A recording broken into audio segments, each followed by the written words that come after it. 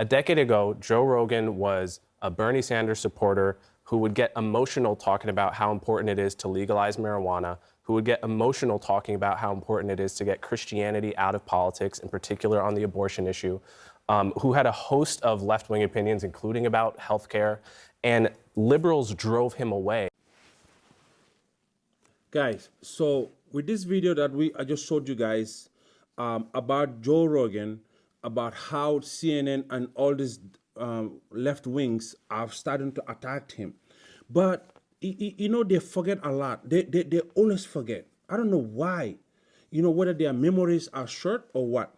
Because if I can remember, about what, maybe a couple of years ago, Joe Rogan used to be Democrat, right? He used to support, he's a big Bernie Sanders supporter. So what happened? I tell you what happened. You guys pushed him away. When you started calling him a racist, calling him a bunch of BSs, he got tired of it. And the more you, just like me, I used to be Democrat, right? No, you cannot tell me anything about Republicans that, you know, that I believe until I start to do my own research. And I waked up, and I've never been the same since after that. And I see the same thing with Joe Rogan too. He used to be a good Democrat. He supported you guys. He was all for Democrats.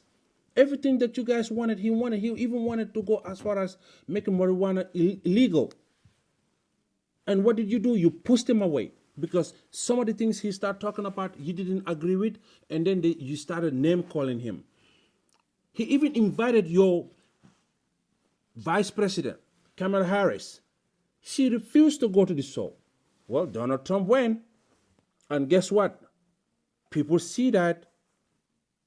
But I just want you guys to listen to this CNN conversation. Patrick, let's start with that idea. When people, if there are such people who say that they need a liberal Joe Rogan, what do you think they actually mean when they say that? Well, I think the short answer is they do need a new Joe Rogan. The question is, what does that look like? And I don't know if you can actually create it. You know, apparently a lot of Republicans were creating some of these podcasters and so on. So now the mainstream media has changed quite a bit. And I don't know if it's so much about who the person is or if there is a person, it's where they're getting their message to and how they're getting it out there. Because obviously, as Joe Rogan himself said, everybody's getting their information from their phone. So where are you going to get that now? You can go on X like I do all the time and you get it from all sides there.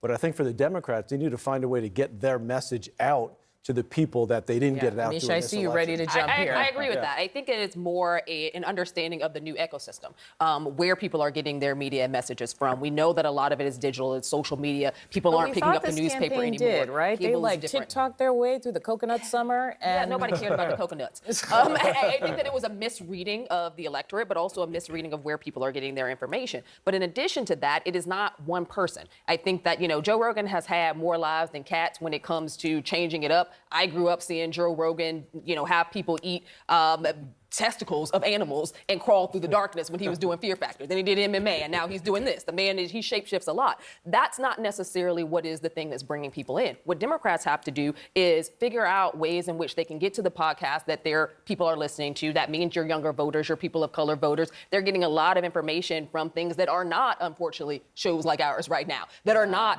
shows of the competitors either. You have to find a way to break through that. And I think that for Democrats, largely, their investments have been in ad buys and campaigns that are focused on media that the young people, that diverse voter just aren't in anymore. I think Democrats need to find a message first. What is their message to voters? That I don't understand. Do they want to be the far left? Do they want to be moderate? Do they want to be, where do they want to land? I mean, it's so inauthentic to me to hear, like, we need to find our own. How are we going to create somebody out of thin air? First, they need to find a message and figure out who they are, and then figure all that out. So it wasn't healthcare access, it wasn't housing affordability, it wasn't childcare affordability, it wasn't having, you know, assistance in your home for the, you know, that sandwich generation. None of those things. Look, I'm not. Look, you guys are the one arguing all the time on TV and on radio and everywhere else about what the message is. I'm just saying they need to figure out the message. And then, to be clear, Republicans argue about their message all the time. And I think I grew up with right-wing radio and obviously Rush Limbaugh. There's always been a robust right-wing media ecosystem. And the question I have is, how much of this is actually about audience and what you will allow. Meaning, the campaign didn't let Kamala Harris sit for 3 hours. And I don't think the campaign would have put her in front of Theo Vaughn to talk about his cocaine habit. Like, Democrats have a different sense of, like, what's okay to do. That's actually precisely the point. However, Bernie Sanders had no problem going on Joe Rogan years ago when Joe Rogan endorsed him. I've been on Rogan's show 3 times. I've probably heard over 100 hours of it in the past decade. A decade ago, Joe Rogan was a Bernie Sanders supporter who would get emotional talking about how important it is to legalize marijuana, who would get emotional talking about how important it is to get Christianity out of politics, in particular on the abortion issue, who had a host of left-wing opinions, including about healthcare.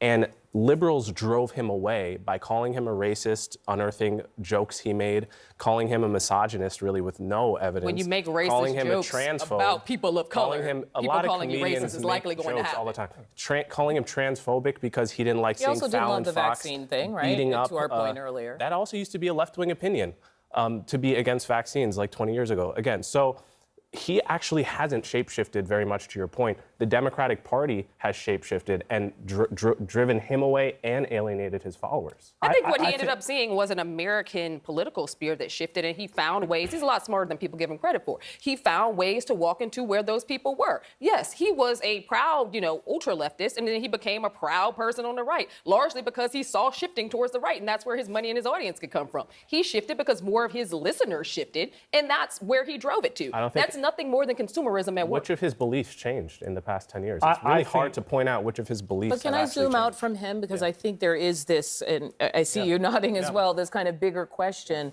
Like, you have a Jon Stewart, right? You have Pod Save America. You have all kinds of Conan even O'Brien, the late night, television brigade. They're all left on the late night shows. I think what he said to me, what rings true about this whole concept of finding the liberal Joe Rogan is, he said, inauthentic. And when you talked about what Kamala Harris did in this campaign, knocking on doors, doing it sort of the traditional way, right? Raising tons of money. But there's something about Donald Trump, whether you like him or not, or Joe Rogan or whomever, they are authentic. Right. Totally. And that comes through to people. And when you're trying to get your message out, whatever that message is, you have to be authentic. You and I can think be they missed authentic, it though, this when year. you have something like 20, 30 years in the public eye, specifically the tabloids. There's no gaffe. There's no thing that you can be tripped up by. I mean, you're a politician. Right. You know what it's like. Very careful campaigns are. The left needs to find a relevant voice that can live in that exact moment and be that authentic person, not just carrying the party's water. So what about Pete Buttigieg? I see him everywhere online, and he goes on Fox constantly. But he's not a Joe Rogan. He's not running a day-to-day. No, I just mean hourly. like it's possible for figures to go out. Absolutely. I mean, you got to hit all the boxes. You got to be a good communicator. You got to be relevant. You got to be able to push back. You got to be able to invite guests on that are newsy. But I think at the end of the day, the Democrats need an honest umpire. One of the most damaging parts of this entire campaign. Say that again, an honest umpire. An honest I'm umpire interested. to be able to call balls and strikes. And so one of the most detrimental things that Kamala Harris, in my opinion, did during the campaign was when she answered the question, what would you do differently than Joe Biden? She said nothing. Now, I think that was born out of respect for Joe Biden, but it rang in the ears of everybody trying to figure out who they wanted to. Which the campaign said just this week. If we want to have a relevant voice in the Democrat ecosystem, you've got to have somebody willing to try to take those steps. One of the things I heard often on the campaign trail in these swing states was, you can respect an audience, but you don't have to overcompensate for an audience. And it felt like so much of the party platform of the Democrats were trying to compensate for parts of the party or parts of the policy positions. This gets back to the coalition management. And somebody needs to stand up and grab the reins. We also remember one thing here, because I keep hearing I heard it from you a couple of times, mandate, okay? Donald Trump's gotten almost 77 million votes. He's approaching 77 million. Kamala Harris is approaching 74.5 million. That's a $2.5 million vote difference, which is big, but not huge. So is it really, I mean, I know the Republicans have to always say it's a mandate. Is it really? I mean, that's still a lot of votes that Harris received in this When you have campaign. the Senate and the House, I think that's pretty big voice that the American. It was a solid victory, no doubt. Was it a mandate? I actually want to know, I think X has a role to play in this because there's a little bit of shadow boxing the past activism of the past decade. And by that I mean that when Elon Musk purchased Twitter, people were always worried about what would happen on Twitter and the Twitter mobs coming after you and the kind of progressive politics that was able to punch up from Twitter more or less feels disbanded under X. I mean, am I wrong? And a part of that is because the people are still algorithm like, has- oh my God, what about this? And I'm The like, algorithm has changed significantly, and a lot of those activist voices have been quelled. Many of them don't pop up in people's regular search engines. Instead, you're hearing a lot more from the right, and part of that is because that's how Elon set it up. He amplifies the voices of the right wing. He amplifies his own voice, and he's trying to ensure that, you know, all voices are not heard equally. And we've seen that time and time again. but I think that also contributes to maybe the left feeling like they've lost a microphone. And another thing they're I think the struggling left just doesn't like what they're hearing. That's why they're all running to this blue sky thing that they want to do now. I think a lot of these people don't want to hear conservative voices. That's the far left. They don't like hearing things. That's part of the problem they had in this last election that we went through, is that when people, you don't agree with me 100% of the time, well, you're out the door. Right. And I think that's what's been happening on X. Harry Enton on this network reported that X's frequent users now are exactly split between Republican and Democrat. Now, if that's true, that means all of the people on the left leaving X right now are leaving essentially a reflection of the country because they're not comfortable with the power they used to have on X. but there wouldn't be right and left media if people didn't kind of flock to their For me, their it just corners. feels like it should be the public square. I think those are Elon's words. He referred to Twitter as the public square. It feels like his thumb is on the public square, right? He's influencing it with, like I said earlier, 4 out of the top 10 feeds are coming from Elon Musk. That just and that just reporting does about not, that throttling just doesn't of feel links and authentic. things like that. Yeah, which is, I mean, it's interesting. I think that sometimes I think it's too navel-gazy, right? Like it's a media thing, like whether we're on Twitter or not. But you also saw in this last election how much media still matters. It may not be the traditional media the way we think of it, but sitting down and doing a good interview still means something. Mm-hmm. Wherever you do it. Yeah. Guys, so this is exactly what we're talking about, okay? When they start attacking you, ask yourself, why is this people attacking me? I used to be part of them. They attack him, now he's voting for, I don't know about next election, but as of now, he voted for Donald Trump, and they need to respect that. But going after people, that is not going to work anymore. Democrats need to look at themselves internally and see what is the problem. Right now, they themselves, they have an internal issue fighting among themselves. Let them fix that. Leave Donald Trump and his people alone. We don't have no problem with you guys. Leave us alone, just like the way we leave you guys alone. Do you, we do ourselves. We are okay with where we are right now. But this name calling and stuff like that, and just because somebody didn't support your ideology, that's left to you guys. But if I can remember, he invited your vice president, but she felt like she was too good to go to some of these shows. But her excuse was like she was busy with campaign. Well, Donald Trump campaigned the same like you. Matter of fact, that day I remembered he did like 3 campaign stuff, but he still went and did Joe Rogan with him. So what are you guys talking about now?